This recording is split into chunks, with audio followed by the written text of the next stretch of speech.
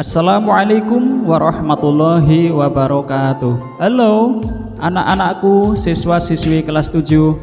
Apa kabar kalian hari ini? Semoga kalian dalam keadaan baik, sehat, dan tetap semangat dalam belajar. Amin ya rabbal alamin.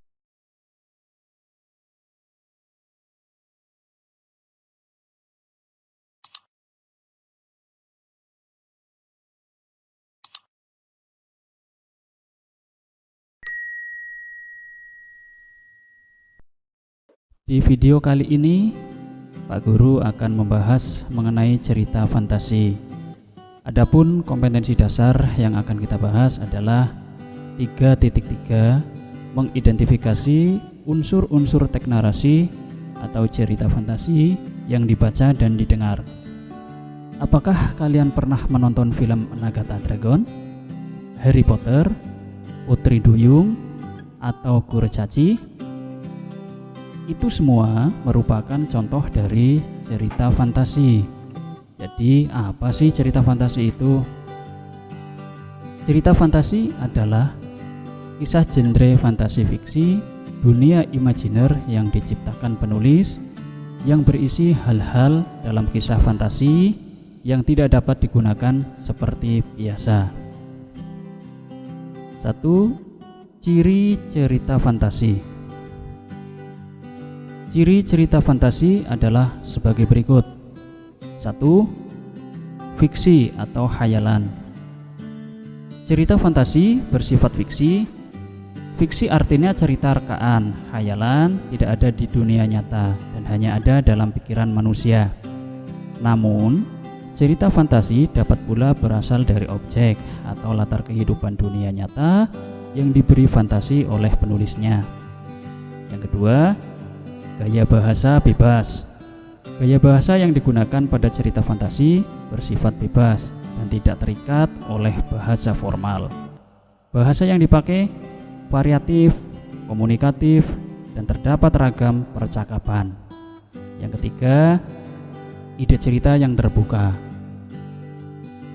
Cerita fantasi adalah cerita yang berawal dari khayalan, angan-angan, dan bukan merupakan peristiwa yang masuk akal, sehingga tema yang diangkat oleh cerita fantasi tidak terbatas.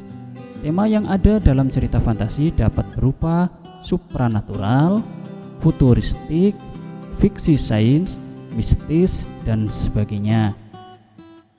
4. Latar dapat menembus ruang dan waktu. Cerita fantasi dapat menembus ruang dan waktu. Maksudnya, tokoh cerita berada pada tempat dan waktu yang tidak masuk akal. Misalnya, tokoh berada di dalam permadani yang memiliki kehidupan. Tokoh diceritakan berada pada dunia penjajahan atau masa depan dan sebagainya. 5. Terdapat keanehan, keganjilan, kemisteriusan, dan keajaiban. Dalam cerita fantasi akan dijumpai sebuah keanehan, keganjilan, kemisteriusan, dan keajaiban yang tidak bisa dipikirkan dengan akal sehat manusia. Hal-hal tersebut hanya ada dalam cerita fantasi. Misalnya, tokoh yang dapat terbang ke langit. Kemudian yang keenam, tokoh yang unik. Tokoh yang diceritakan dalam cerita fantasi biasanya memiliki keunikan dalam bentuk fisik dan di luar akal sehat manusia. Contohnya, ada seorang kurcaci. Keunikan dalam tokoh cerita fantasi bukan sekadar fiksi semata.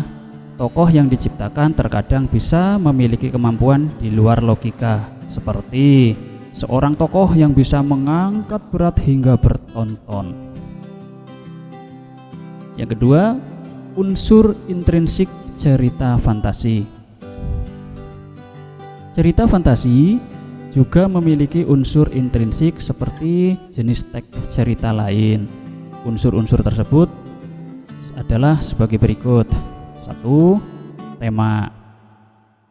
Tema yaitu gagasan atau ide cerita yang mendasari suatu karya. Tema menjadi dasar pengembangan seluruh cerita. Tema ada yang dinyatakan secara eksplisit, dan ada pula yang dinyatakan secara implisit di dalam karya sastra. Yang kedua, tokoh dan penokohan. Tokoh merupakan pelaku yang dikisahkan dalam cerita, sedangkan penokohan adalah watak yang menyertai tokoh dalam cerita untuk menggambarkan perilaku tokoh. Berdasarkan sifatnya, tokoh dapat dibedakan menjadi 3: tokoh protagonis, tokoh antagonis, dan tokoh tritagonis. Tokoh protagonis adalah tokoh yang mendukung jalan cerita. Biasanya digambarkan memiliki perwatakan yang positif atau baik. Tokoh antagonis yaitu tokoh yang membawakan karakter bertentangan dengan alur cerita, atau bertentangan dengan tokoh protagonis, atau menyampaikan nilai-nilai negatif. Sedangkan yang ketiga, tokoh tritagonis yaitu tokoh penengah antara tokoh protagonis dan tokoh antagonis. Kemudian unsur yang ketiga yaitu latar atau setting, yaitu tempat, waktu, dan suasana yang diciptakan oleh pengarang untuk menggambarkan peristiwa yang dikisahkan secara konkret.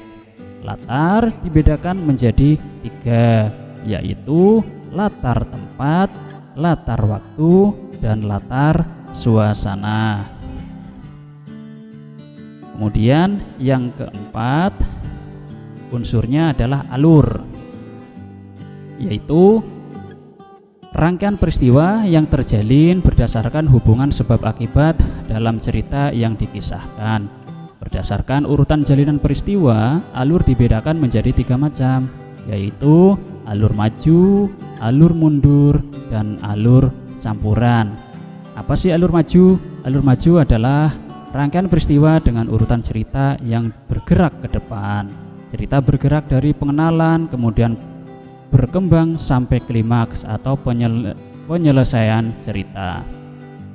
Alur mundur atau alur sorot balik atau flashback adalah rangkaian peristiwa yang susunannya tidak sesuai dengan urutan waktu, kejadian atau ceritanya bergerak mundur.